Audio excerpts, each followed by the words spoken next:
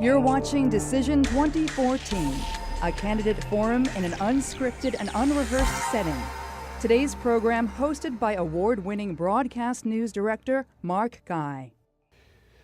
Hello and welcome to Decision 2014. Today we're allowing you, the voting public, to be introduced to one of your candidates running for state office. This is a type of job interview where you essentially interview the candidate as he addresses critical issues in this race. Today we're interviewing Ron Arvin, who is running for the Alaska State House, District 12. That includes Fairview, Eklutna, Peters Creek, and the Butte area. We're going to ask the candidate to make an opening statement, and then we'll ask a series of questions, and then we'll allow for a closing statement. Mr. Arvin, welcome. Good morning. Tell us about yourself. Now, who are you as a person? Well, I was born and raised in Alaska. I've worked all over the state in a number of different resource development and construction-related efforts. That's my background. I'm married to Nina. We have 3 wonderful daughters together. We got married in Juneau. Our first daughter was born there. And I have a passion for giving back to the community. I've been involved in public service for a while. And this, for me, is a next step in that I think that I can bring part of many things to the discussion, much to do with having a unique set of skills that I think will help carry the state forward. Okay. You kind of answered this next question a little bit, but why do you want to run for the legislature? Why do you want to be part of that body? It has a lot to do with the same reasons I ran for the Mat-Su Borough Assembly. Government has 3 focuses, I think, and that I believe the public embraces that government is responsible to provide great public education, fire and EMS and rescue and those related emergency response capabilities, and roads so we can effectively move ourselves and commerce. Additionally, government provides the 4th component to that, in my opinion, is helping those that truly cannot or maybe are unable to help themselves. And that would be the youngest of our population and the most elderly in our population. And if we focus on those things, which we've done at the local level in the Mat-Su Borough, then there are enough resources to take care of that, and that's why I'm running. Okay. I know you've been a member of the Assembly and you've been the deputy mayor for the past 5 years. Do you have any other public service background that would apply to representing the district? I do, and it started actually back when I attended University of Alaska Southeast. I was on student government there. And that was my first opportunity actually to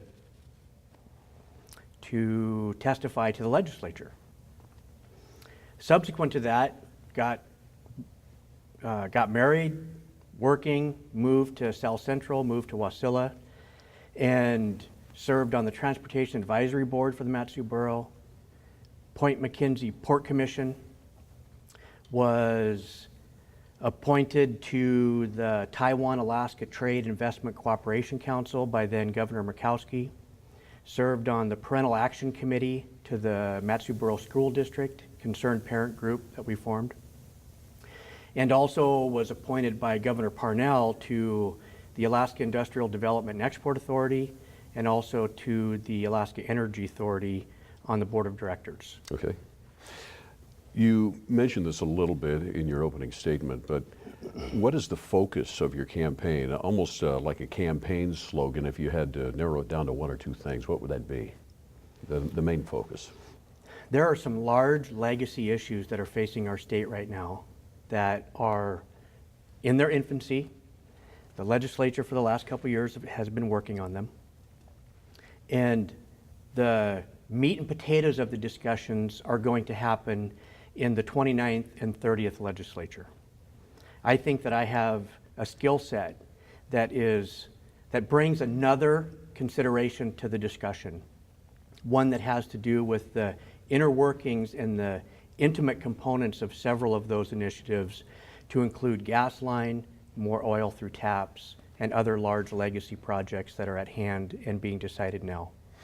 Well, if somebody from District 12 was to ask you what the main focus is there, because we've talked about already some larger issues affecting the entire state, what about District 12 and the Mat-Su region? What are some of the key issues there? So District 12 is an interesting district. It reaches from the Butte between the Mat-Su and Knik rivers, has a beachfront property, if you will, south of the parks and Knik Fairview Loop, and then also reaches into Chugiak, Eklutna, and Birchwood to a degree. And they are unique needs in each portion.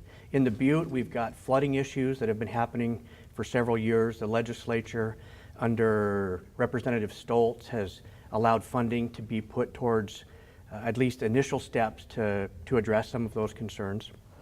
In the core area, Knik Fairview and that alignment, that road alignment, there's been money set aside incrementally over the last several years to the tune of some very significant dollars to realign that. So that's not a safety corridor, but it's frankly a pretty dangerous road.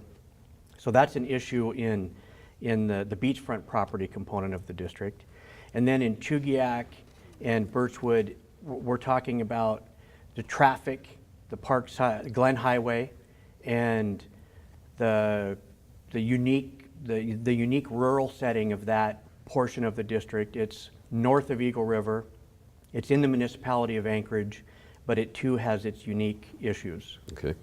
I was just saying that controversy or crisis kind of defines the individual, and you've had a little bit of that. You can't really avoid it with all of your background that you have in public service. It just kind of goes with the job. Let me ask you, there was a lot of attention regarding your missing or calling into assembly meetings from China. Can you elaborate on that a little bit or explain that? Yeah, it's kind of an interesting how that all unfolded. So I have distractors. You simply can't please everybody.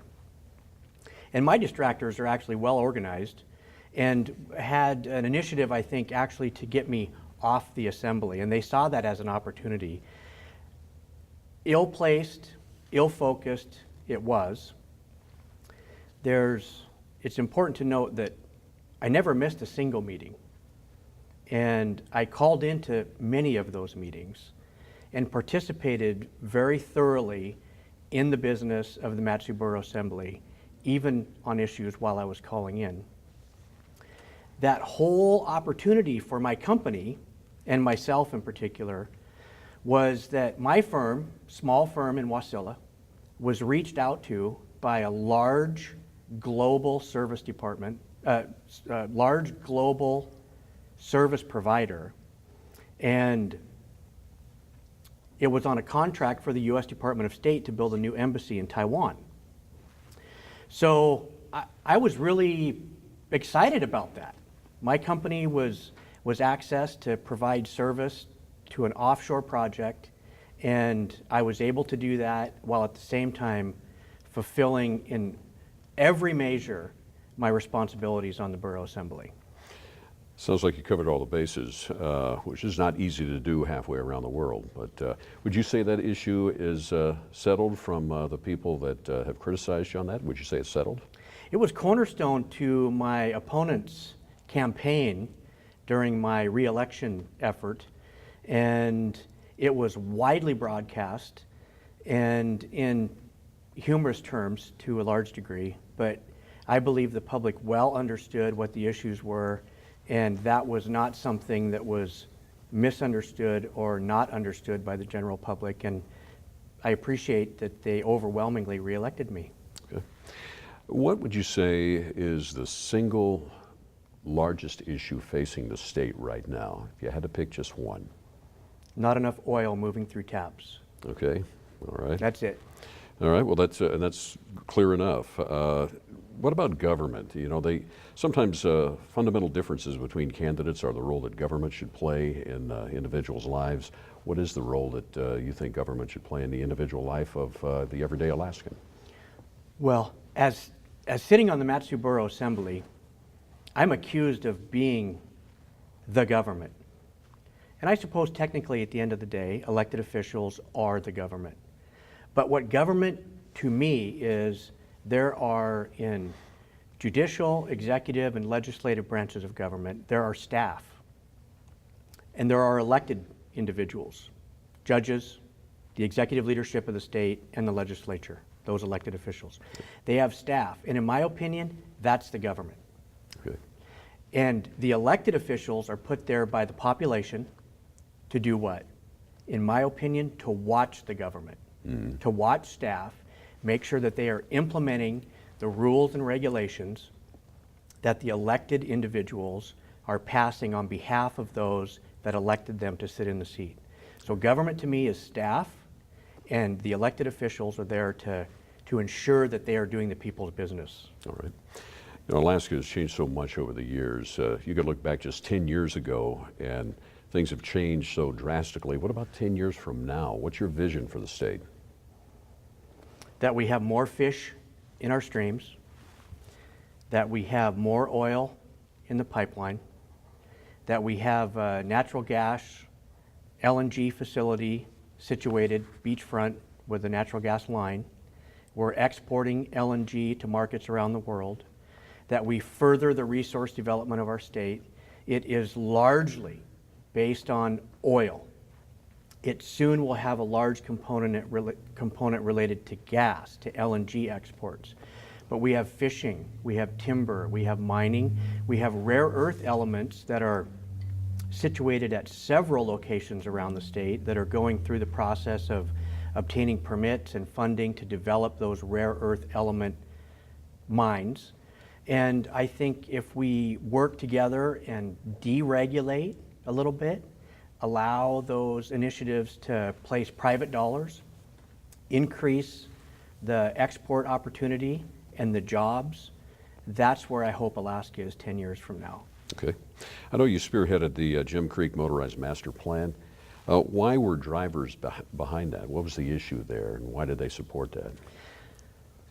For several years in the borough, there have been significant dollars put at access to adventure in the form of trails. And they were holistically non-motorized, nearly all non-motorized, and codified in a non-motorized fashion, thereby prohibiting those that recreate with motorized vehicles. So while we were doing that, and while predecessors on the assembly did that, I felt it was important not to disenfranchise other user groups, particularly the motorized user groups. Additionally, Jim Creek has been de facto the motorized user group destination in the borough.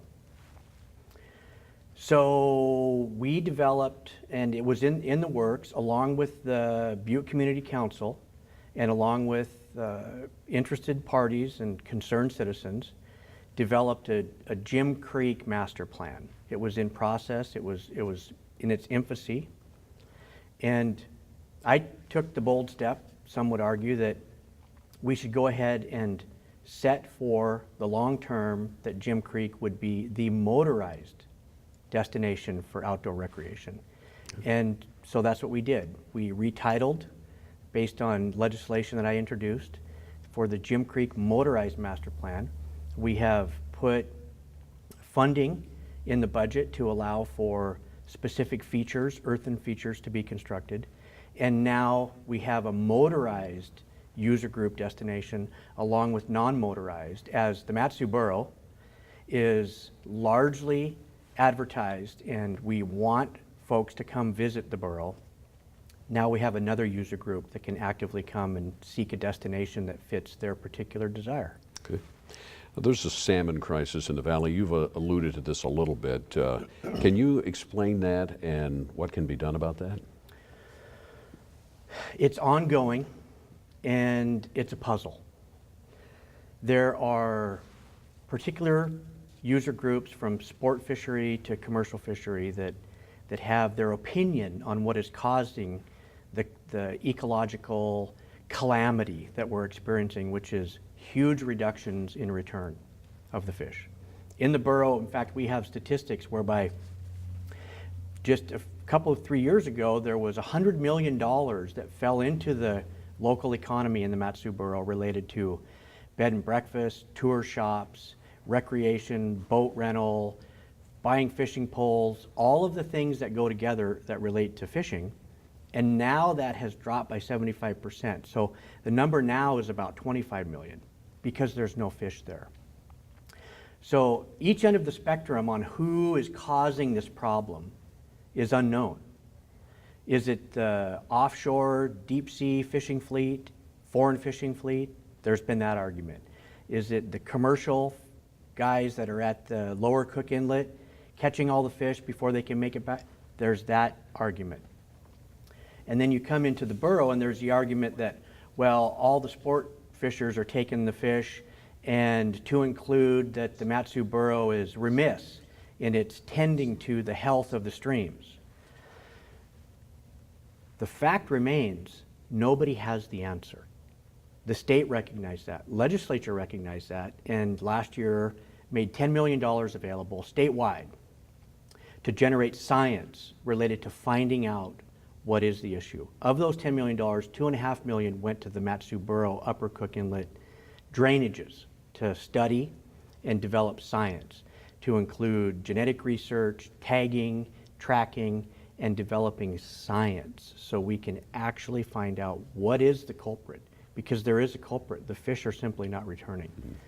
So at the end of the exhausting of the $10 million and generating the science, I think we'll have a better understanding collectively on what is the issue, and then we can address that through policy or coordination amongst the user groups. Okay. There seems to be, let's talk a little bit about natural resource extraction. There seems to be a little bit of an issue, probably an understatement to say it's little, in the borough on this, when we're talking about coal and gravel and timber and coal bed methane, natural gas, these types of things. Why is the Mat-Su Borough in such opposition to this? Well, you just raised a myth. So there is a small, well-organized faction in the borough, not dissimilar to small, well-organized factions throughout our state, that carry this theme forward that there's this industrialized evolution of what's happening in the state of Alaska, and everything has to do with resource extraction, and it's to the detriment of our lives and our water quality and our air quality. And that gets some traction. That resonates with people. Why? Because we all want clean water. We all want clean air.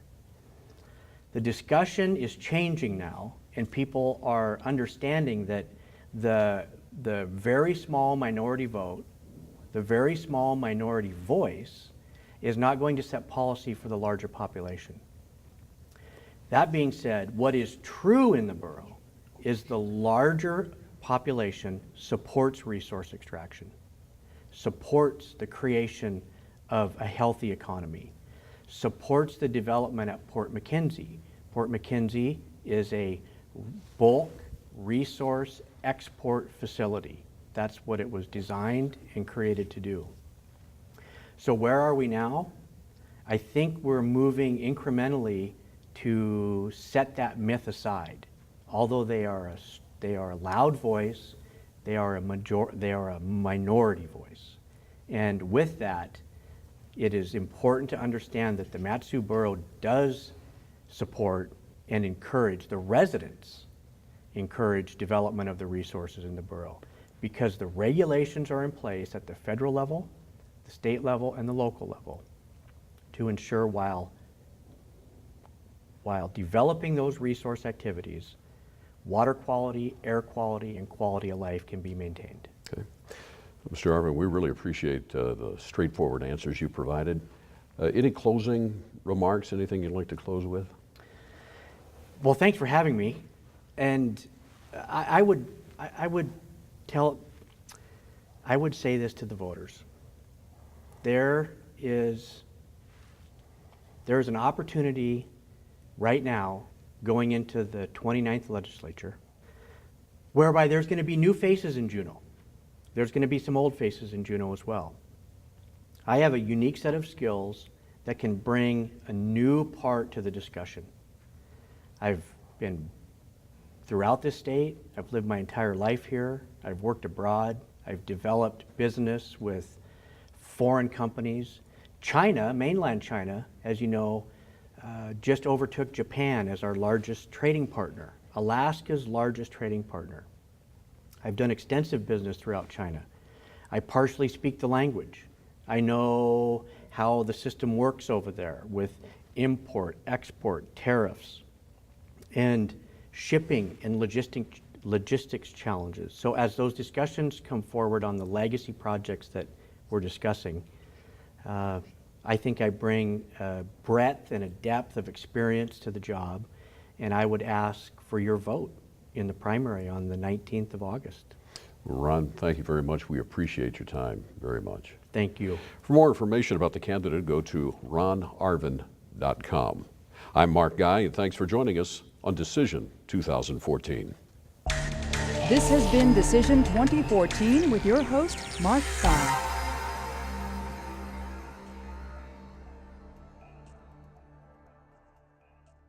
Paid for by Ron Arvin for State House, Wasilla 99654.